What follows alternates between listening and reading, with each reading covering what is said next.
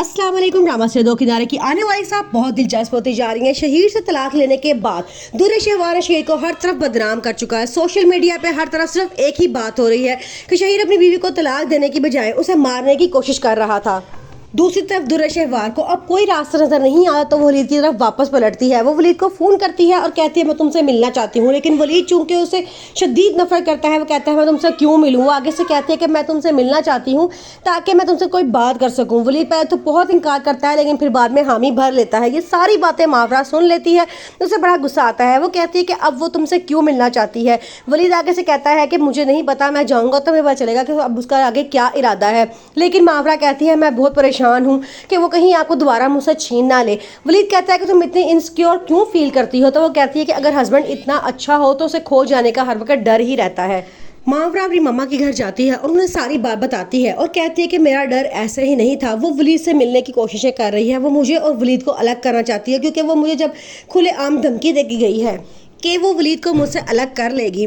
उसकी बेटी को वो कोई चाहत नहीं थी, सिर्फ वो यही चाहती थी कि उसके ज़रिए वो मुझे और वलीद को अलग कर दे। अब उसकी बेटी रास्ते में नहीं है तो वो खुल के सामने आ गई है। उसने खुद वलीद से मिलना जुलना शुरू कर दिया है ताकि दोबारा से कोई राब्ता कायम हो सके। लेकिन मैं ऐसा नहीं चाहती। लेकिन वलीद पता नहीं मुझे क्यों समझ नहीं आ रहा कि उसे क्यों मिलना चाहता है।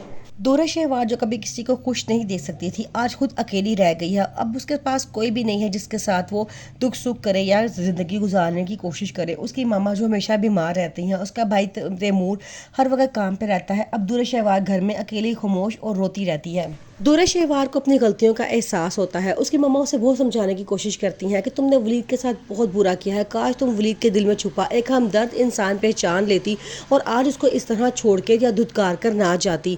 वो कहती है कि हर किसी को बीमारी हो सकती है। मैं तुम्हें पहले भी कहा था कि अगर शहीर से शादी के बाद भी उसे शहीर को कोई बीमारी निकल आई तो फिर तुम क्या करोगी। देखो शहीर ने तुम्हें किस तरह धोखा दिया है, वो तुम्हें छोड़ कर जा चुका है, अब तुम्हारा क्या बनेगा। अब दुर्र शहवार बिल्कुल अकेली रह गई है। उसे समझ नहीं आता कि अब वो कहाँ जाए और कहाँ पनाह ले, क्योंकि उसकी मामा उसे बहुत डांटती हैं और उसे बहुत समझाने की कोशिश भी करती हैं कि अच्छी ज़िंदगी किस तरह गुजारी जाती है। लेकिन दुर्र शहवार ने कभी किसी की बात पे ध्यान नहीं दिया था।